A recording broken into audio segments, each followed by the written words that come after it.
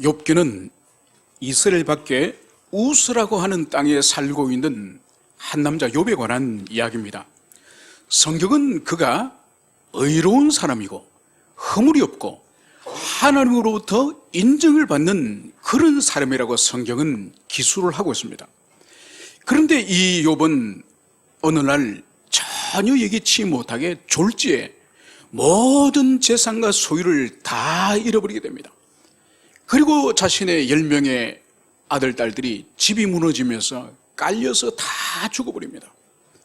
그리고 더 나아가서 자신의 몸마저도 병이 들어서 몸이 썩어서 몸의 구데기가 자기 살을 파먹고 있는 그런 비참한 지경에 이릅니다. 여러분, 욥은 도대체 자신에게 왜 갑자기 이런 일이 일어났는지 모릅니다. 물론 우리는 알죠. 욥기 1장을 보면은 욥의 이러한 상황을 만나기 전에 이미 천상에서 하나님의 그 천상회의에 사단이 참여해가지고 바로 그 자리에서 하나님께서 너가 욥을 보았느냐, 이 세상에 욥만한 사람이 없다, 하나님이 욥을 칭찬하지 않습니까? 그때 욥이 간사한 말을 하는 거죠. 하나님, 욥이 그냥 신앙이 좋은 줄 아십니까? 욥의 집에 하나님이 베풀어 주신 은총이 얼마나 많습니까? 그것 때문에, 그 받아먹는 것이 있기 때문에 욥이 그런 것이지, 하나님 한번 그것을 다 빼앗아 보세요. 그래서 하나님이 사단에게 욥의 소유를 다 거두어들이도록 허락하였죠.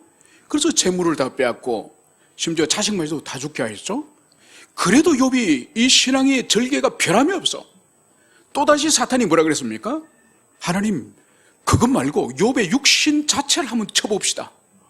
몸이 병들고 자기가 죽게 되면은 욥도 변심을 할 겁니다. 또 하나님이 허용을 하신 거죠. 그래서 욥의 몸에 병이 생겨서 이제 그 생명이 위기에까지 떨어지게 되지 않았습니까? 그래도 욥이 신앙의 절개가 변함이 없어. 여러분, 이 부분까지 성도들이 성경 읽다가 아니, 하나님 왜 이러셔? 아니, 잘 살고 있는 가정을 파괴하시고 하나님 작정하셨나? 여러분, 이런 생각을 사람들이 하는 거죠. 이 생각 자체가 너무 우리 인간 중심적인, 이 세상을 자기 중심적으로, 인간 중심적으로 세상이 돌아가고 하나님도 자기 행복을 위해서 존재해야 된다고 하는 이런 고정관념 속에 우리가 있음을 볼 수 있습니다. 아무튼 이러한 환난을 당한 욥을 향해서 3명의 친구들이 오지 않습니까? 그래서 여러 달 동안 이 3명의 친구와 이제 욥이 변론을, 논쟁을 하는 이야기로 이 욥기는 대부분으로 가득 차 있습니다.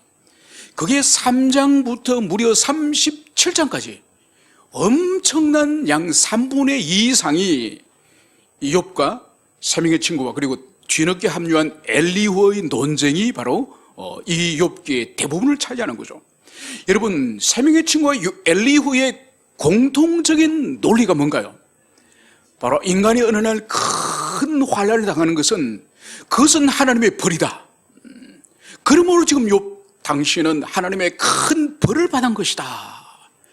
벌을 받은 이유는 당신이 죄인이기 때문이다.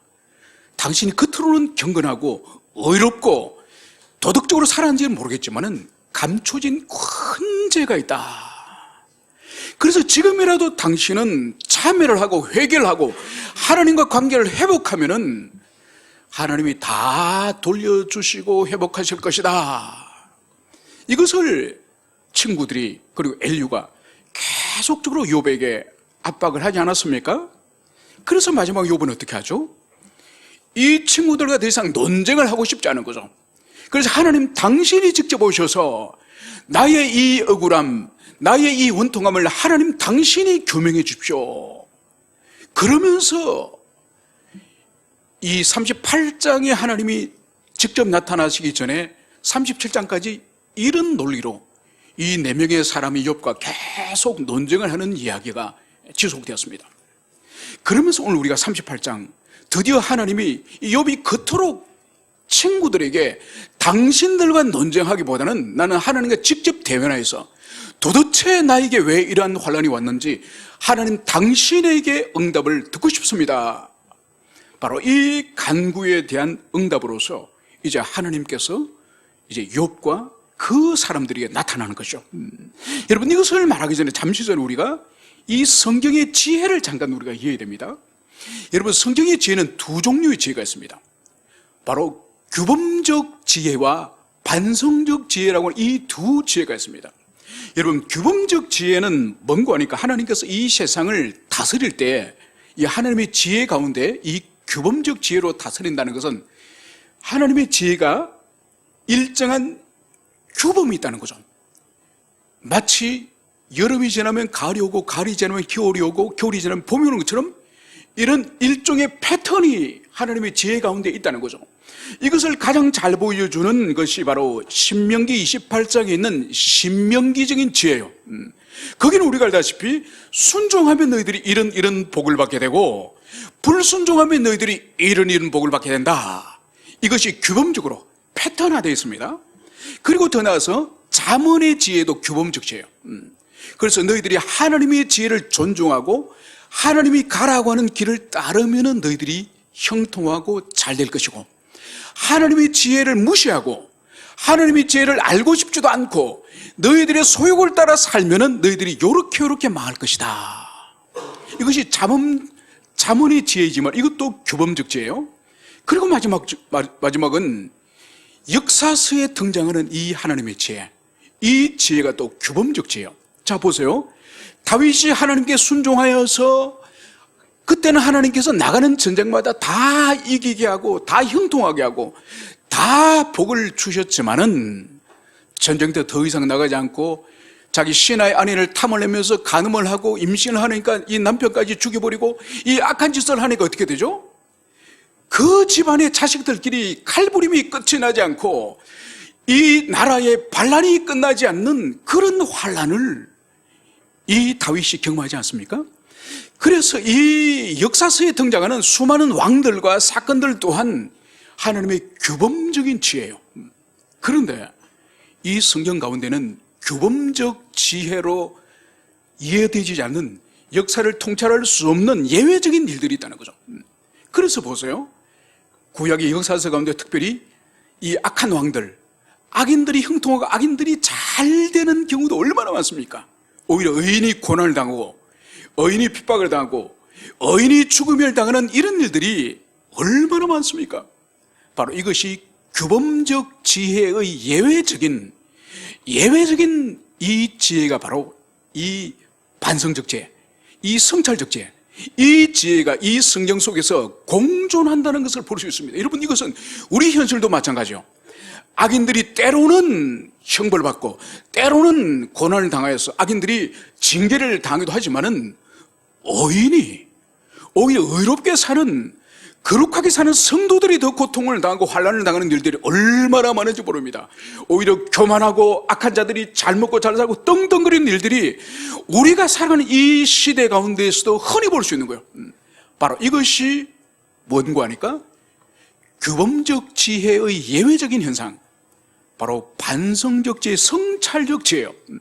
그래서 많은 세상 사람들은 이러한 이 성찰적 지혜, 반성적 지혜에 대한 이해가 없기 때문에, 봐라, 하나님 어디 계시냐, 하나님 계시면 저 악한 놈이 잘 될 수가 없지, 아니 예수 믿고 신앙생활 잘하는 사람이 왜 고통을 당하느냐, 너가 하나님이 계시면은 자기 자녀를 보호하시고 도우시지, 왜 예수 잘 믿는 사람이 삶이 늘 저리 지질이 궁상이냐. 여러분, 이것은 반성적 지혜, 성경 속에 있는 반성 지혜, 또 우리 현실 속에 있는 하나님의 반성적 지혜에 대한 이해가 없기 때문에 바로 그런 현상을 보고 하나님 안 계신다 이렇게 단정을 하지만 그것이 아니라는 거죠. 그래서 우리가 이 욥기 전체를 관통하는 것은 바로 욥의 세 친구나 이 엘리후 같은 사람은 이 규범적 지혜의 수호자들이에요. 그러나 이 욥이나 하나님은 규범적 지혜의 예외가 있음을, 반성적 지혜로도 하나님께서 이 세상을 다스리심을, 이것을 이 욥기 안에서 말씀하고 있는 거죠. 그래서 이 규범적 지혜와 반성적 지혜의 충돌이 바로 이 욥기 안에 있다는 것을 여러분들이 이해를 하시길 바랍니다. 이제 우리가 본문으로 이제 돌아오면은 욥이 그토록 이 친구들과 논쟁과 이 변론을 끝내고 이제는 제발 하나님 당신께서 오셔서 나에게 말씀해 주십시오. 이 간구에 대한 이 응답이 바로 오늘 이 38장 1절에서 드디어 그때 여호와께서 폭풍 가운데 욥에게 말씀하여 이르시되, 여러분, 하나님께 그토록 당신이 직접 말씀해 주십시오. 이 인간들의 논쟁 말고 당신이 직접 오셔서 나의 이 환난과 고난과 이 재앙의 근본적 원인이 무엇인지 하나님 그것을 말씀해 주세요. 여기에 대한 응답으로 오늘 하나님께서 폭풍 가운데 오늘 욥에게 말씀하시기 시작한 것을 볼 수 있습니다. 여러분, 여기서 우리가 주의해서 볼 것은 오늘 하나님께서가 아니라 여호와께서, 여러분 욥기 42장 엄청나게 방대한 이야기지 않습니까? 이 42장이 되는 이 방대한 양 가운데에 대부분 하나님으로 등장을 하십니다. 그러면서 여호와라고 이 하나님의 거룩한 성호, 거룩한 이름으로 등장하는 것은 딱 세 번이에요. 딱 세 번 가운데 여기 한 분이 바로 오늘 이 38장 1절 여기서 등장하는 거예요. 이것은 무엇이냐? 여러분, 하나님은 엘, 즉 전능자, 권세자 이런 뜻으로 엘, 하나님으로 성경에 등장하죠.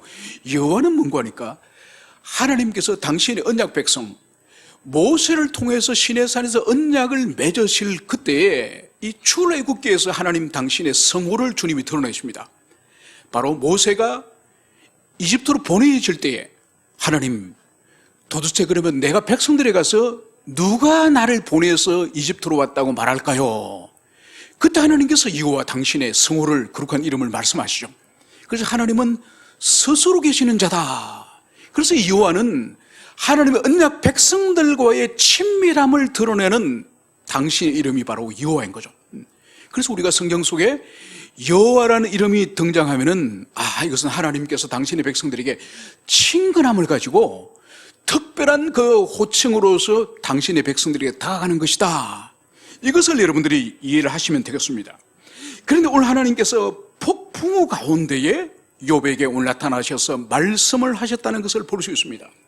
여러분, 우리나라가 있는 이 반도, 이 한반도 이 지역은 폭풍우를 자주 보는 이런 지역입니까? 아니면 보기 힘든 지역입니까? 우리는 자주 보는 지역이에요. 왜냐하면 태평양에서 여름만 되면은 태풍이 만들어져서 쫙 북쪽으로 올라오죠, 그죠? 올라오다가 뭐 일본으로 빠지기도 하고 중국으로 들어가기도 하지만은 또 1년에 몇 개는 우리를 관통합니다. 그러면서 큰 이런 폭풍을 보지만은 사실 사막이나 또 이 광야가 있는 이 팔레스타인 이 지역에서는 그 폭풍우를 보기 힘듭니다.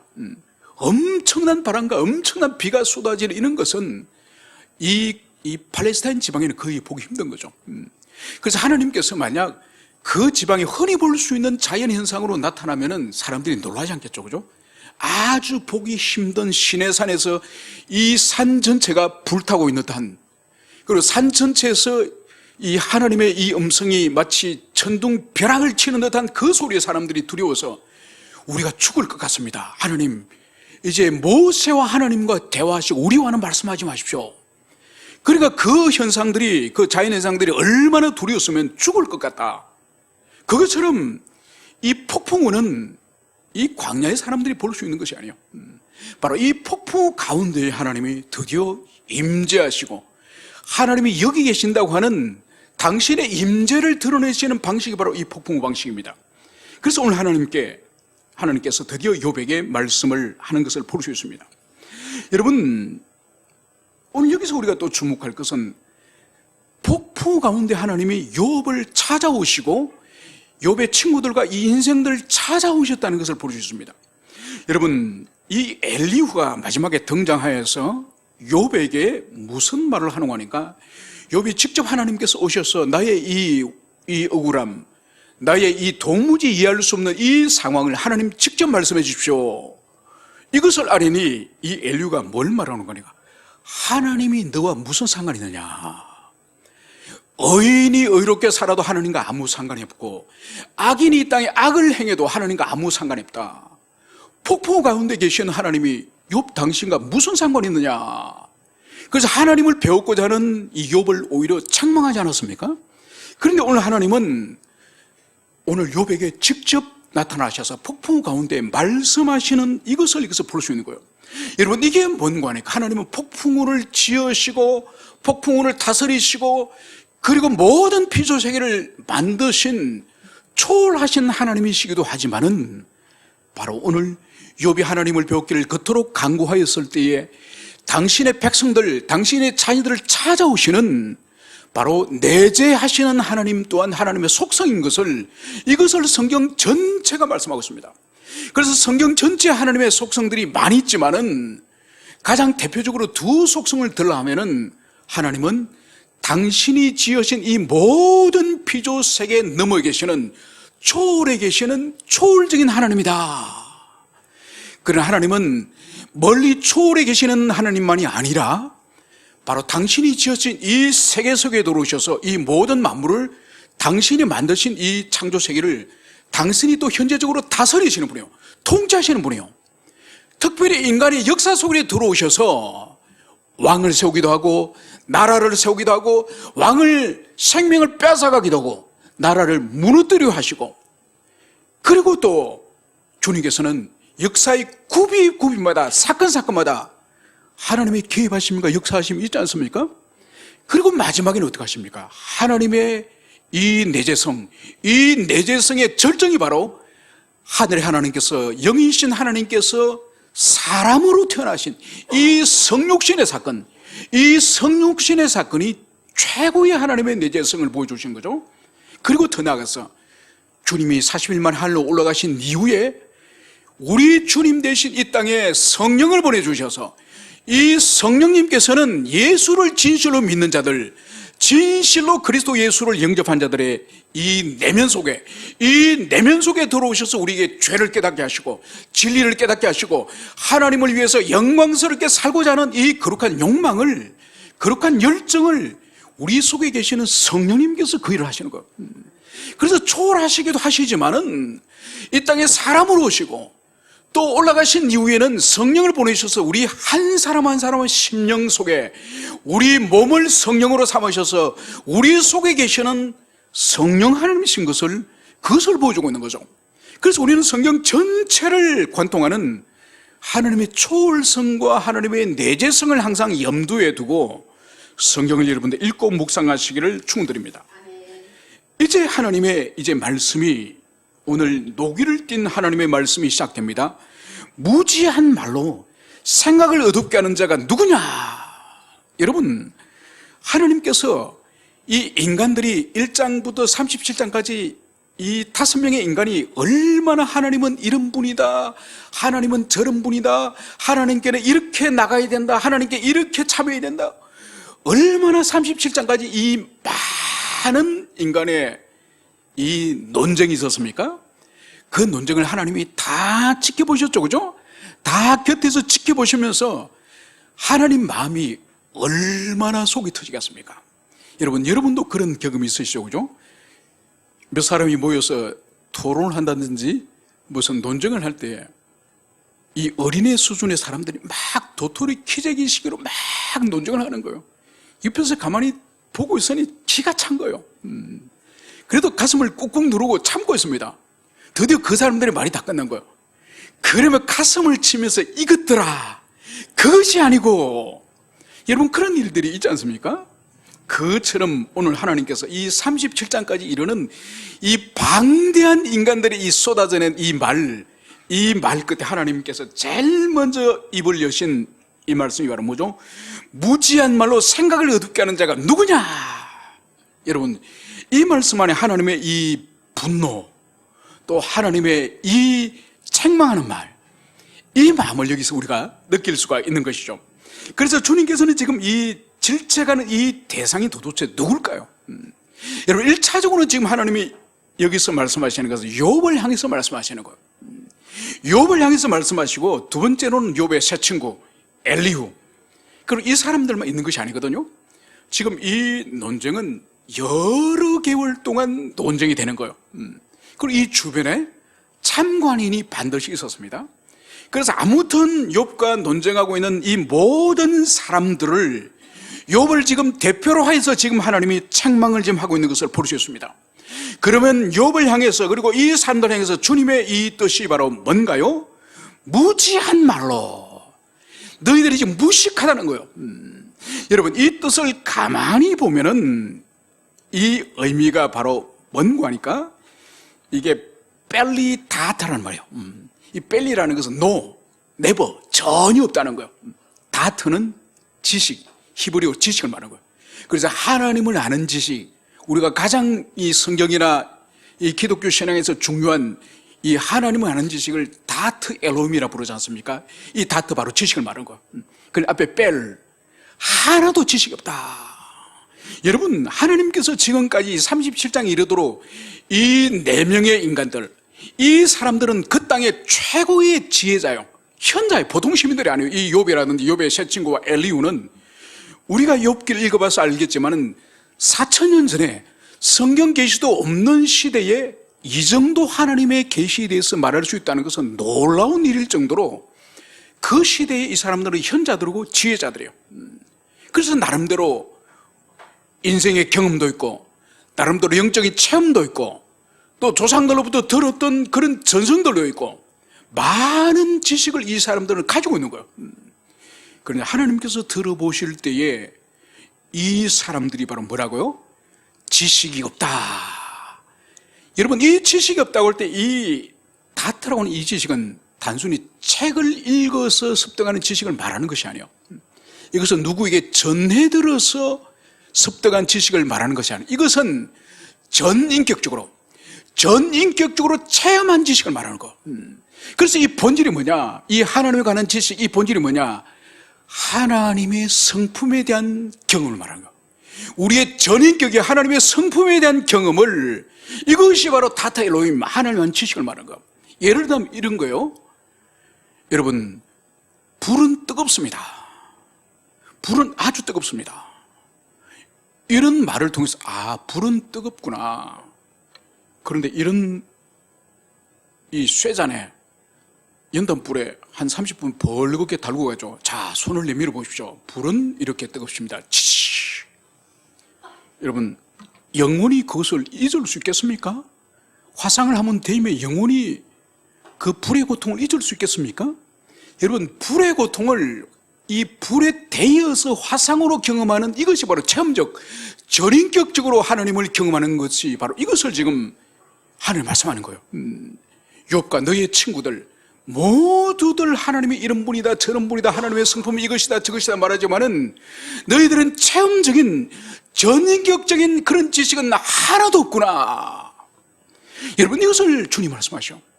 여러분, 이것은 우리에게도 오늘날도 엄청난 도전을 주는 거예요. 여러분, 교회에서 그토록 중생을 해야 된다, 회심을 해야 된다고 하는 본질적인 이유가 바로 뭔가 하니까 이 중생과 회심을 통해 비로소 하나님의 성품을 최초로 경험하는 거예요. 그래서 우리 자신이 얼마나 더러운 죄인인지 그전에는 그냥 관념적으로 나도 죄인이지, 이런 상태에 있는 인간이 바로 그리스도 십자가의 그 은총, 그 교리를 경험했을 때에 떼굴떼굴 구르는 듯한 그런 고통과 또 하나님의 그 사죄 가운데에 눈물을 펑펑 쏟으면서 그 용서가 얼마나 큰지 그걸 절규를 하는 거예요. 여러분, 그래서 하나님의 성품, 하나님의 자비의 성품, 공의의 성품, 그 하나님의 그 성품과 속성을 전인적으로 경험하지 못하면은 여러분, 신앙생활을 여러분 수박 그달뛰기예요. 그달기. 권사가 되면 뭐하고, 집사가 되면 뭐하고, 장로가 되면 뭐하고, 목사가 되면 아무 쓸모없는 거예요. 여러분, 그래서 여기서 하나님이 진단하지 않습니까? 욥을 비롯하여서 4명의 사람들에게 너희들은 지식이 있다 없다? 없다. 여러분, 이 말씀 앞에 우리가 정신이 부쩍 들어야 돼요. 내가 가지고 있는 지식, 내가 가지고 있는 이 지식이 과연 생명 있는 전인격인 지식인가? 아니면은 수박 그달기에 불과한 그런 지식인가? 여러분, 이것은 모든 삶의 방면에서 다 드러나는 거예요. 신앙의 모든 방면에서 살아있는 지식인가? 전인격인 지식인가? 예배 태도를 통해서 삶의 모든 방식을 통해서 반드시 드러나는 거예요. 숨길 수 없는 거예요. 그러면서 오늘 하나님께서 욥에게 무엇을 말씀합니까? 너는 대장부처럼 허리를 묶고 내가 내게 묻는 것을 대답할지라. 여러분, 하나님은 이제 욥에게 대장부처럼 허리를 묶고 내가 네게 질문할 것을 대답하라.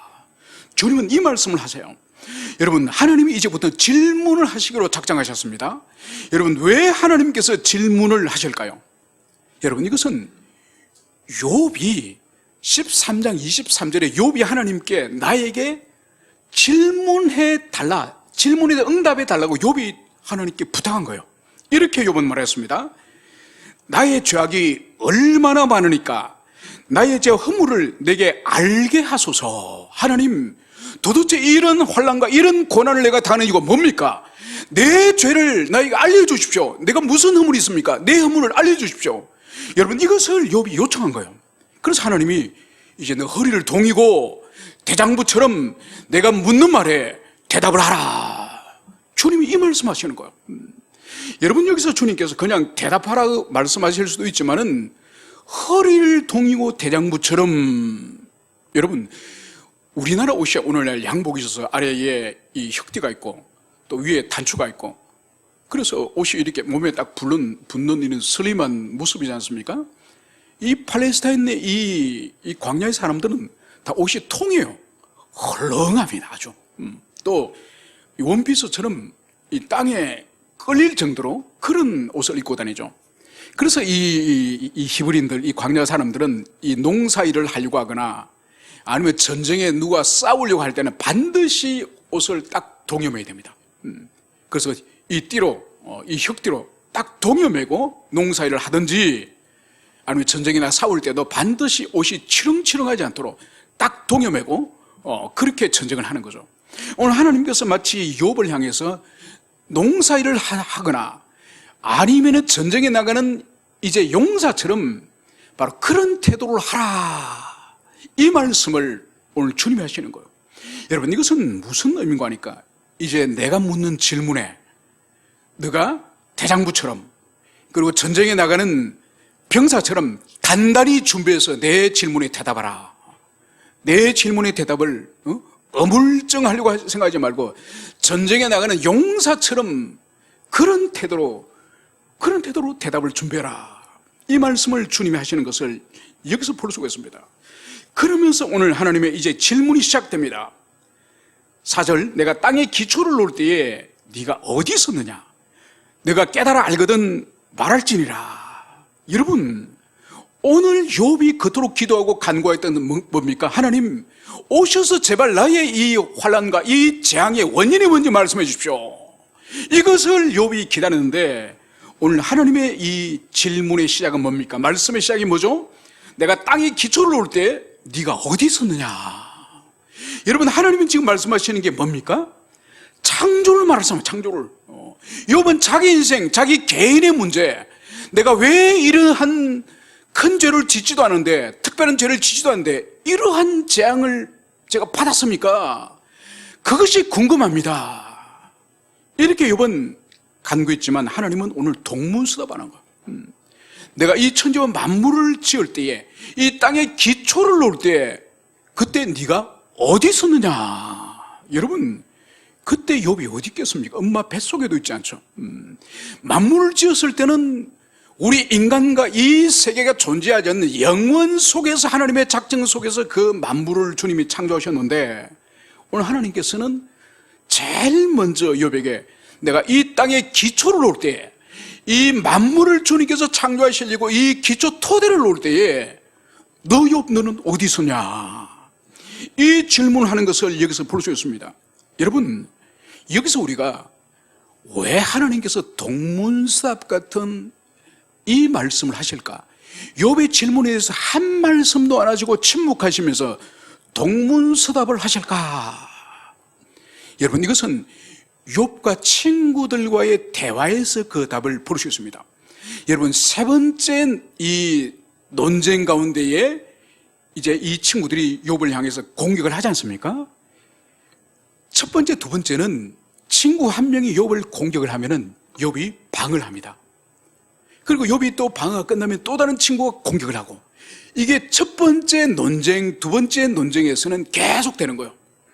그런데 세 번째 논쟁 가면은 욥이 친구들이 공격에 대해서 말하지 않아요. 어느 순간 가면 말하지 않아요. 그것은 왜 그럴까요? 욥의 마음에 이 친구들과 논쟁을 해봤자 답도 나지 않고 끝도 없는 이 논쟁이 무가치하고 무의미하다는 것을 욥이 그것을 인정하는 것이 더 이상 논쟁하지 않는 거예요. 여러분, 하나님의 이 침묵, 동문서답 같은 이 고난에 대한 원인이 아니라 창조의 문제를 말씀하신 이것이 바로 하나님 편에서는 이 욥과 욥의 새 친구 엘리후의 이 논쟁들이 아무런 가치가 없는, 응답할 가치가 없는 그런 수준의 그런 논쟁이기 때문에 하나님이 침묵하시는 거예요. 여러분, 그리고 여기서 우리가 볼 것은 하나님이 천지 창조의 문제를 여기서 오늘 거론하는 것을 여기서 볼 수 있습니다. 여러분, 이 천지 창조는 성경 계시 가운데 제일 입구에 출입문에 해당되는 거예요. 그래서 창세기 1장 1절이 태초에 하나님이 천지를 창조하시니라. 바로 존재하는 이 모든 세계는 하나님이 지으신 것이고, 그리고 이 지음받은 이 모든 세계는 한 분 하나님이 지었다는 것을 성경은 선언하면서 성경을 시작하는 거예요. 그래서 하나님의 이 천지 창조를 인정하지 않는 사람은 성경 속으로 들어갈 수 없고, 더 나아가서 구원의 문 속으로도 들어갈 수 없는 거예요. 여러분, 그래서 이 창조는 모든 계시의 출발이자 모든 하나님의 언약 백성의 신앙 고백의 첫 시작이 하나님이 만물과 천지를 지으셨다고 하는 이 창조론이 바로 신앙 고백의 출발인 것을 볼 수 있습니다. 그래서 오늘 하나님께서는 이 동문서답 같은 이 천지 창조를 여기서 언급하고 있는 것을 볼 수 있습니다. 그러면서 오늘 하나님께서는 이 천지 창조에 관한 이 말씀을 하시면서 마치 집을 짓는 건축가가 집을 짓는 이미지를 사용해서 오늘 이 욥과 오늘 말씀을 나누고 있는 것을 볼 수 있습니다. 그래서 땅에 기초를 놓을 때 네가 어디 있었느냐. 여러분, 집을 지을 때 그냥 함부로 집을 짓지 않지 않습니까? 여러분, 집을 지을 때 반드시 땅을 먼저 살펴봐야 되는 거예요. 여러분, 우리가 볼 때는 그냥 다 집들이 땅 위에 있는 줄 그렇게 알지만 아니에요. 아무데나 땅을 짓지 않습니다. 그래서 그 땅을 충분히 땅 밑을 파보고 반석이 있거나 안 그러면 이 집안이 아주 단단한 그런 데에 집을 짓는 거죠. 여러분, 그래서 실제로 저기 지방에 가면은 간척지에 아파트를 지은 그런 데가 있습니다. 그런데 세월이 지나면 10년, 20년 지나면 이 간척지 아파트가 이렇게 기우는 거야. 왜 그렇죠? 이 집안을 충분히 견고하게 요동하지 않는 그 반석과 같은 집안으로 만들고 난 이후에 건물을 올려야 되는데 이 아직 물렁물렁해. 거기 높은 빌딩을 올려버리면 이 집안이 견디질 못해서 이 각도가 기우는 거죠. 여러분, 하나님께서 지금 만물을 지으실 때도, 이 우주와 만물을 지으실 때도 마치 건축가가 이 기초를 다지는 것처럼 바로 주님께서는 이 만물의 기초를 놓으셨다고 오늘 여기서 말씀하고 있습니다. 그래서 건축가의 이미지를 빌어서 오늘 욥과 오늘 말씀을 나누는 것을 볼 수 있습니다. 그러면서 오늘 5절에서는 누가 그것을 도량법을 정하였는지, 누가 그 줄을 그것 위에 띄었는지 네가 아느냐? 여러분, 오늘 하나님께서 두 번째 질문하는 것은 그것의 도량법을 정했는지, 누가 그 도량법을 정했는지 아느냐? 여러분, 도량법이라고 하는 것은 오늘날 도량형이라고 우리가 이해하면 알 수 있습니다. 그래서 오늘날도 뭐 나라마다 민족마다 이 도량형들이 좀 달라요, 그죠? 예를 들면 이 길이에 관한 거, 우리 민족들은 옛날에 한자, 그죠? 한 척 이렇게 부르지 않습니까? 그러면 30cm 내외가 한자죠. 그런데 세계적으로는 인치도 있고 미리미도 있고 센티미터도 있고 또 메타도 있고 킬로미터도 있고 마일도 있고, 여러분, 다양한 이런 도량형들이 이 길이를 산정하는 것들이 있습니다. 또 여러분, 무게가 있죠. 그람, 킬로그램, 톤, 킬로톤, 메가톤. 킬로톤은 그러니까 1톤을 말하는 거죠, 그죠? 그리고 또 파운드, 여러 가지 그런 도량형이 있습니다. 또 부피도 리터, 또 우리 민족은 한돼, 한말, 갤론, 여러 가지 도량이 있는 거죠. 여러분, 하나님이 왜 지금 만물을 지으실 때에 왜 도량형을 누가 정했는지 아느냐? 여러분, 이 말씀이 뭘까요? 바로 집을 지을 때도 석가래를 몇 자로 하고 대들보는 몇 자로 하고 기둥은 몇 자로 하고, 여러분, 우리 조상들도 집을 지을 때는 모두 다 정확한 이 길이를 가지고 이 길이에 정확하게 이 기둥을 세야지. 한 기둥은 10자가 되고, 한 기둥은 9자가 되고, 한 기둥은 8자가 되고, 여러분, 그러면 집이 무너지는 거죠. 똑같이 10자. 여러분, 그렇게 집을 세우는 것처럼 하나님이 만물을 지으실 때도 함부로 만물을 창조하신 것이 아니라 모든 만물의 이 도량형을 가지고 주님께서 만물을 지으셨다는 거예요. 그래서 이 우주의 크기는 어느 크기로, 은하계의 크기는 어느 크기로, 태양계의 크기는 어느 크기로, 이 지구의 크기는 어느 크기로, 모든 이 사이즈를, 심지어 바이러스 크기는, 박테리아 크기는, 이 세포의 크기는 하나님이 다 정하신 대로 그것을 주님이 만드셨다는 거예요. 여러분, 이것은 뭘 의미하는 거니까, 하나님은 우발적으로, 우연적으로, 적극적으로 만물을 짓고 만물을 통치하시는 분이 아니라는 거예요. 치밀하게 모든 만물들에 대해서 하나님이 구체적으로 계획이 계시고 생각이 계시고 뜻이 계셔서 그 계획대로 모든 만물들을 그 치수에 맞게끔, 도량형에 맞게끔 하나님이 길이나 부피나 이 무게를 하나님이 철저하게 이 만물을 그렇게 만드셨다는 거죠. 여러분, 이것을 욥에게 말씀하신 이유가 뭘까요? 모든 만물을 내가 도량형에 따라서 완벽하게 만들었고, 완벽하게 만든 그 도량형을 따라 만드는 사물들을 내가 그것을 통치하고 다스리고 있다는 이 말씀을 하나님이 왜 창조 세계를 이 말씀을 하실까요? 그리고 더 나아가서 보세요. 이 줄을 그 뒤에 띄웠는지.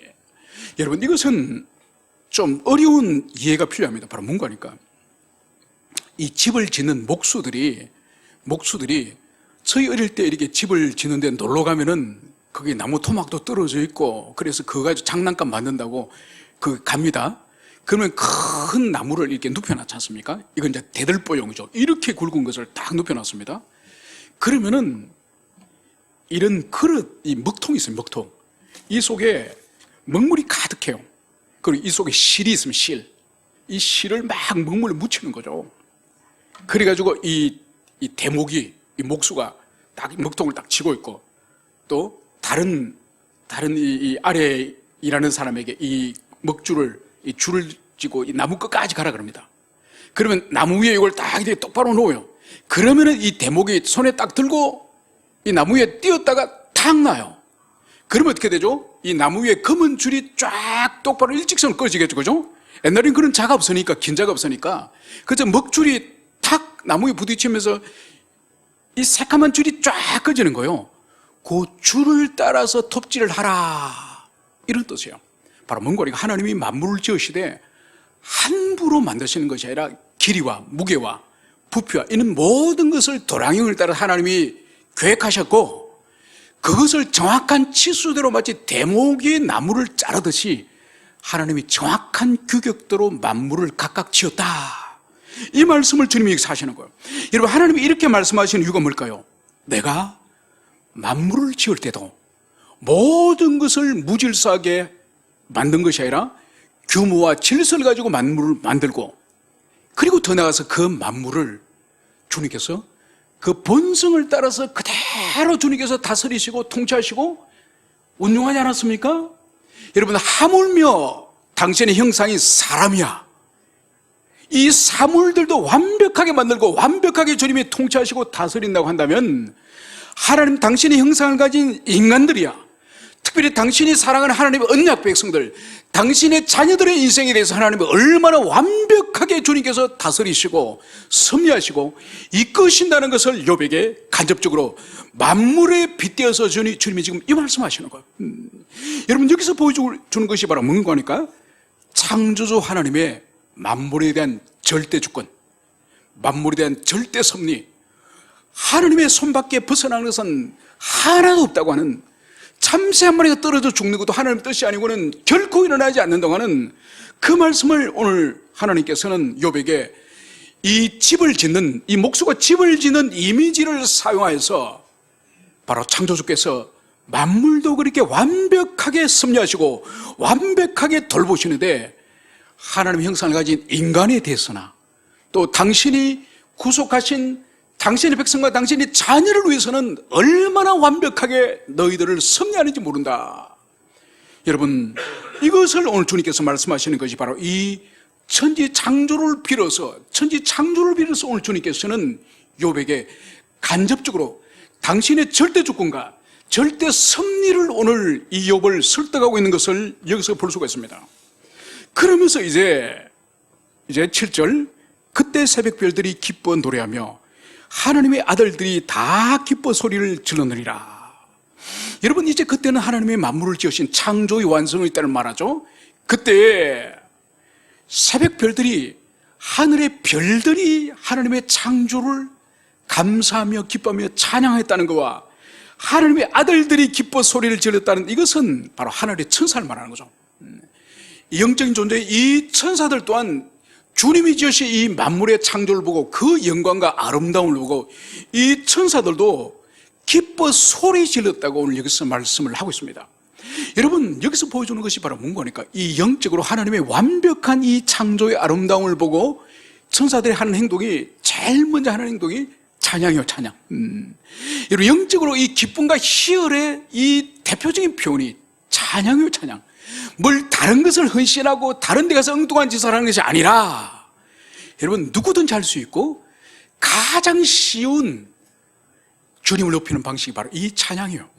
여러분, 그래서 그 사람의 신앙이 진짜로 있는지 없는지 가장 중요한 시금석 가운데 하나가 찬양이에요. 입을 벌려서 얼굴에 환한 빛을 가지고 찬양하는 사람과 찬양 못하는 사람은 하늘과 땅 차이요. 영생이 있고 영생이 없는 사람의 그 차이가 바로 여러분 찬양에서 분명히 드러나는 거예요. 그래서 이 천사들이 하나님의 찬양을 하였음을 여기서 보여주고 있는 거죠. 여러분, 여기서 이것은 또 다른 의미가 있습니다. 여기서 보세요. 이 새벽별, 이것은 금성일 수도 있고 겨울 같은 경우에는 오리온이 이 하늘에 있습니다. 오리온일 수도 있고, 그리고 여기서 이 하나님의 아들들 천사를 말하죠. 이 별들이나 천사들은 이 성경의 지역, 이 팔레스타인 지역에 하나님 백성들 외에는 다 하늘의 별도 숭배했고 이 천사도 숭배했습니다. 그런데 오늘 욥기에서 하나님이 뭘 말씀하시죠?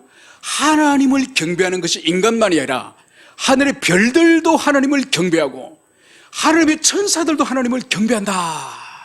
여러분, 이방 세계는 천사도 숭배 대상이고 하늘의 별들도 숭배 대상이지만 하나님 분명히 그들은 피조물에 불과해요. 그들은 나에게 경배하고 나에게 찬양하는 존재야. 이것을 오늘 여기서 말씀하고 있는 거죠. 그러면서 하나님께서는 이제 창조 세계 가운데에 이제 마지막으로 바다의 창조를 오늘 주님께서 여기서 언급을 하십니다. 오늘 바다가 그 모태에서 터져 나올 때에 문으로 그것을 가둔 자가 누구냐? 그때 내가 구름으로 그 옷을 만들고 흑암으로 그 강보를 만들고 한계를 정하여 문빗장을 지르고. 여러분, 오늘 여기서 바다를 하나님이 지으시는 창세기 1장에 물을 한 곳에 모이게 하시면서 모인 물을 바다라 부르고 물이 빠져나가고 드러난 무철 육지라 부르지 않습니까? 그래서 창세기 1장에 바다의 창조에 대해서 하나님이 말씀하십니다. 그 장면을 오늘 여기서 말씀하는 거예요. 그래서 바다의 창조를 마치 아기가 엄마 뱃속에서 모태에서 태어나는 그 장면을 바다의 창조로 여기서 비유하는 거예요. 여러분, 이것은 무슨 의미가 있느냐? 여러분, 성경을 둘러싸고 있는 모든 주변의 문화에는 이 바다는 악의 세력을 상징합니다. 그리고 이 바다는 적대 세력이 있고, 그래서 이 고대의 바벨론 신화 가운데서도 이 바벨론의 주신인 마르둑이 이 바다의 신과 싸워서 바다 신을 죽여서 바다 신의 피를 가지고 이 천지 창조를 했다고 이 바벨론 신화에서는 그럽니다. 그리고 바알 신도 바다의 신 야의 신을 죽입니다. 그래서 이 고대 이 팔레스타인의 이 신화에는 이 바다는 악의 상징이에요. 그런데 성경은 오늘 하나님은 전혀 다른 말씀을 하시죠. 바다를 하나님이 지으신 하나님께서 이 바다를 마치 아기가 어머니 못에서 태어난 그 갓난 아기처럼 다루시는 거예요. 그래서 이 애기 바다를 어떻게 하죠? 오늘 하나님께서는 옷을 만들고 또 흑암으로 아기의 강보를, 이 포대기를 만들듯이 흑암으로 이 바다의 포대기를 만들고, 여러분 얼마나 놀랍습니까? 하나님이 지으신 모든 세계는 적대 세력이 없는 거예요. 이 세상 세계관과 이 세상 종교는 바다는 죽음의 세력이고 흑암의 세계로 알려졌지만은, 하나님은 이 바다의 출생, 이 바다의 탄생을 향해서 마치 어린 생명이 태어난 것처럼 바다에 옷을 입히고 바다의 예쁜 포대기를 가지고 바다를 품어주는 이 이미지를 여기서 말씀하고 있는 것을 볼 수 있습니다. 여러분, 그러면서 바다를 향해서 오늘 10절, 한계를 정하여 빈문장을 지르고 이러기를, 내가 여기까지 나오고 더 넘어가지 못하리니 내 높은 파도가 여기서 그칠지라. 여러분, 하나님께서는 바다를 지으실 때에 물을 모으시고 육지를 드러나게 하시면서 바다의 경계와 이 육지의 경계를 분명히 나누셨습니다. 그래서 오늘 10절에서는 한계를 정하여 문빗장을 지르고, 여러분, 바다와 육지의 이 한계, 이 경계선을 하나님이 분명히 선을 껐다는 거. 이 선을 오늘 하나님이 무엇으로 가로막았죠? 문빗장을 지르고. 여러분, 문빗장, 이것은 어떤 의미인가 하니까 우리처럼 출입문을 말하는 것이 아니에요. 견고한 거대한 성들이 있지 않습니까? 이 성에 들어가는 출입문, 성문을 말하는 거. 그리고 이 성문은 가장 강력한 물줄로 만들죠, 그죠? 그래, 고대시대 때도 이 구리를 입히거나 쇠를 입히거나, 그래서 불화살을 쏘더라도 이 성문이 불타지 않도록 강력한 재료로 이 성문을 만들지 않습니까? 바로 이 바다의 경계선, 바다와 육지의 경계선을 마치 강력한 성문의 빗장으로 걸어 잠그듯이 하나님이 바다와 육지의 경계선을 가로막으심을 여기서 말씀하고 있습니다. 그런데 어떻게 바다와 육지를 경계를 정하시고 이것을 빗장으로 가로막으셨냐? 마지막 11절, 네가 여기까지 오고 더 넘어가지 못하리니 네 높은 파도가 여기서 그칠지라. 여러분, 오늘 하나님께서 기가 막힌 방식으로 육지와 바다의 경계를 분명하게 정하면서 바다를 향해서 너는 여기 해안까지만 미치고 절대로 이 해안선을 넘어서지 마라, 이 경계를 넘어서지 마라. 주님께서는 엄격하게 여기서 분명히 말씀하지 않았습니까? 더 넘어가지 못하리니 내 높은 파도가 여기서 그칠지라. 여러분, 바다의 파도를 멈추게 하시는 이것은 무엇을 통해 하셨습니까? 말씀으로. 여러분, 바다를 하나님이 무엇으로 만드셨죠? 말씀으로. 예수님이 갈릴리 바다를, 폭풍우를 뭐로 잠잠케 하셨죠? 말씀으로. 여러분, 하나님의 말씀이 바다와 육지의 경계를 분명히 명령하여서 이것을 오늘 선을 꺼주는 것을 여기서 볼 수 있습니다. 여러분, 여기서 오늘 우리의 성경은 네 높은 파도가 이렇게 번역을 하고 있지만은 이전한 번역, 지금 우리가 개역 개정을 살피고 있지만은 앞에 있는 개역 버전에서는 높은 파도라고 번역하잖아요. 거기서는 뭘 말하냐? 네 교만한 파도가. 그 교만한 파도가 같이 사용될 수 있는 거예요. 이 파도가 높다는 것은 이것은 교만하다는 뜻이에요. 그래서 오늘 주님께서 여기서 말씀하시는 것이 뭐냐? 파도를 향해서 지금 하나님이 명령하고 있지만은 이것은 간접적으로 욥을 비롯하여서 거기 있는 모든 인생을 향해서 하나님이 명령하는 거예요. 바로 뭔가니까 파도를 하나님이 선을 정하셨죠, 그죠? 파도는 하나님이 정하신 선을 넘어서 육지로 올 수 없는 것처럼 모든 피조물들에게 하나님께서 선을 정해 주신 거죠. 피조물이 피조물성을 넘어서지 않도록, 하나님이 지정해 주신 질서를 넘어서지 않도록 하나님께서 그 질서를 지켜라. 주님이 이 말씀하시는 거예요. 여러분, 그래서 이 세상에는 하나님이 인간의 세계 안에서도 질서를 다 주셨습니다. 여러분, 가정에서 보세요. 부모의 위치, 자녀의 자리, 사회는 지도자의 자리, 국민의 위치. 여러분, 모든 이 사물들은 하나님이 두신 질서, 자리가 다 있습니다. 바다는 바다의 자리, 파도는 파도가 넘어서야 돼서는 안 되는 이 자리들이 다 있는 거죠. 그것처럼 오늘 하나님께서 이 파도를 향해서 너의 교만을 거치고 너의 자리를 지켜라. 파도를 향해서 이 말씀하신 것은 사실 파도가 인격이 있어서 교만한 것이 아니죠. 이것은 욥과 그의 친구들이 하나님이 주신 거예요. 너의 인생들아, 하나님이 지정해 주신 그 자리로 돌아가라. 하나님이 지정해 주신 그 자리에 머물러 있어라. 하나님이 지정해 주신 그 자리에 만족해라. 여러분, 이게 오늘 이 욥께서 하나님께서 인생이 당한 고난과 환난에 그 질문을 하는 인생들 향해서 너희들이 하나님의 완전한 주권과 완전한 섭리를 도대체 믿느냐? 그것을 믿으면 하나님에 대해서 이러쿵 저러쿵 말하지 말고 잠잠히 기다려라. 잠잠히 기다리면 반드시 길이 열리고 문제가 해결되어진다. 그래서 욥이 지금까지 자기의, 분명히 욥은 의로운 사람입니다. 그러나 지나친 자기의, 그리고 시간이 지날수록 점점 하나님에 대한 원망과 불평으로 마음이 점점 차고 있지 않습니까? 결국은 여러분, 나중에 42장에 가면은 욥이 회개를 해요. 뭘 회개하느냐? 욥은 어떤 특정한 죄를 회개하는 것이 아니에요. 바로 잠잠히 기다리며 하나님의 주권과 섭리를 기다리지 못하고 그의 조급한 마음에서 하나님에 대하여 함부로 말하고 하나님의 뜻을 함부로 재단하면서 하나님을 원망한 그것을 회개하는 거예요. 여러분, 그래서 이 땅에서 우리 그리스도인이 하나님이 살아계신다는 걸 여러분 믿습니까? 여러분 믿으면 하나님은 선하심을 믿습니까? 그러면 절대로 악을 행하시지 않는 분이라는 믿습니까? 그러면 그분은 우리가 현재 처해 있는 상황을 다 아신다고 믿습니까? 그러면 지금 내가 곤란과 영혼의 죽음과 사망이 이르는 이러한 고통 속에 있는 것도 아신다면은 이건 하나님이 허용하신 거예요. 여러분, 하나님이 허용하신 것은 모든 것이 선한 것이에요. 지금은 아프고 힘들지만은 선한 결과를 주시기 위해서 주님께서 허용하시는 거예요. 그러면 우리에게 필요한 것이 뭐냐?